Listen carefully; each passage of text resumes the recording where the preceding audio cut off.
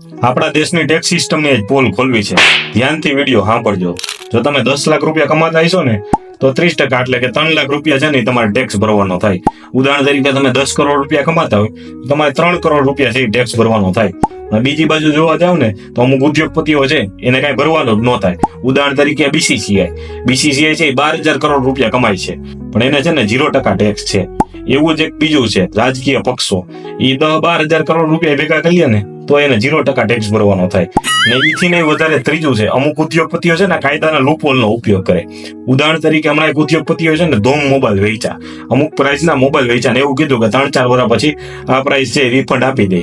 હકીકતમાં કોઈને price refund નથી આપી અને એ જે મોબાઈલ વેચ્યા એ પ્રાઇસ તો રિફંડ આપવાની હતી એટલે મોબાઈલ તો છે 0 રૂપિયા જ વેચાણું એટલે 1 રૂપિયા જીએસટી નો ભર્યો નથી. આવી રીતે ઉદ્યોગપતિઓ છટકી જાય છે અને જે સામાન્ય વર્ગ છે એ ટેક્સ ભરતો રહી જાય છે.